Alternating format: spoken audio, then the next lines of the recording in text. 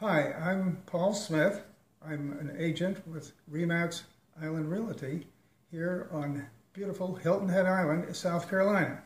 I'll give you a little background.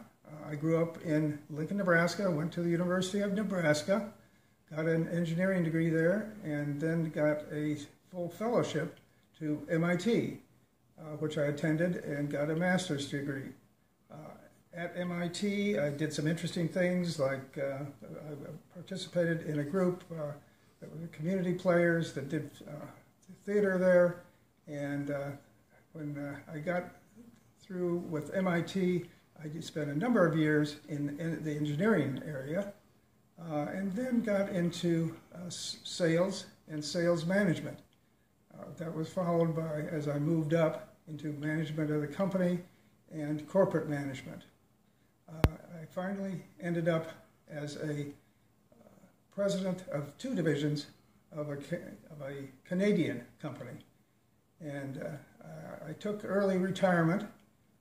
We had visited Hilton Head for many years as a family, and we had acquired a second home here and decided to take early retirement and move down to our second home on Hilton Head. When we got to Hilton Head, we tried golf.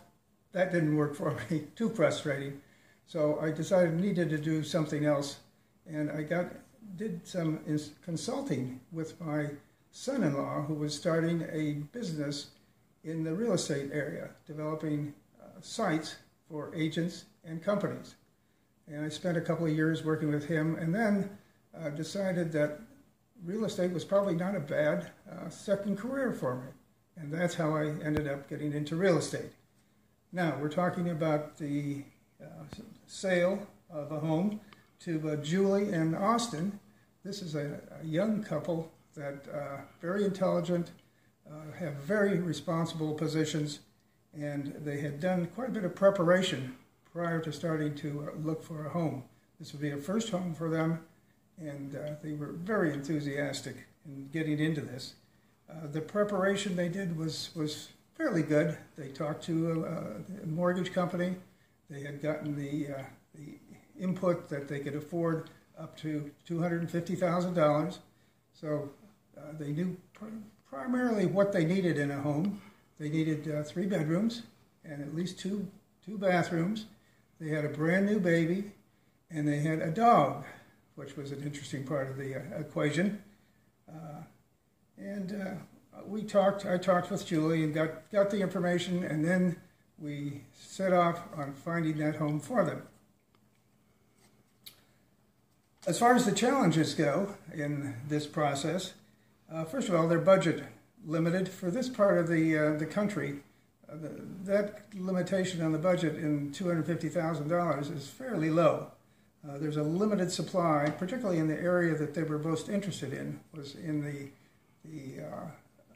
part of Bluffton, that is the old part of Bluffton, as the downtown area, and some very interesting nightlife and that sort of thing in that area. That was their primary area of interest.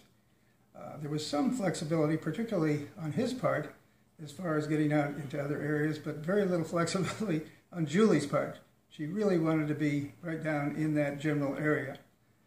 They also had to have a capability of putting up a fence on their property, because they felt that their dog had to have a fence around the yard.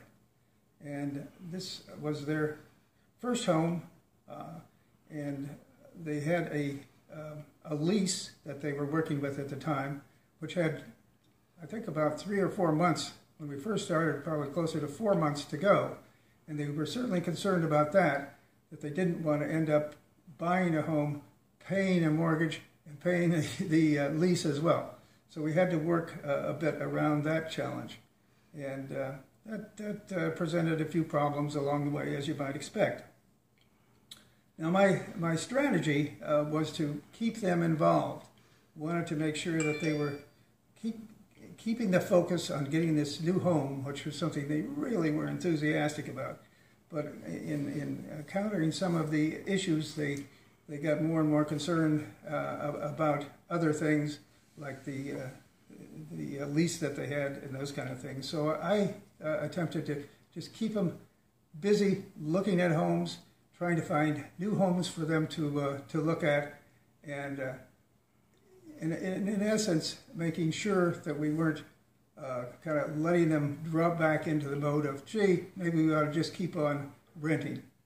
And we had some interesting challenges. The first home that they really loved, turns out that the home came in under their $250,000 limit at $125,000, and I put together a purchase agreement on that home, presented it to Julie the next day, and she said, well, let me take it home. We'll look at it just to make sure we understand it.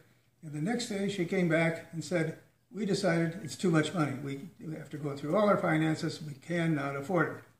So that was a little hiccup along the way. We kind of backed off for a couple days, gave them a little breathing room, and then we went back in and had some discussions, and they decided that $200,000 was their limit. And we got into that.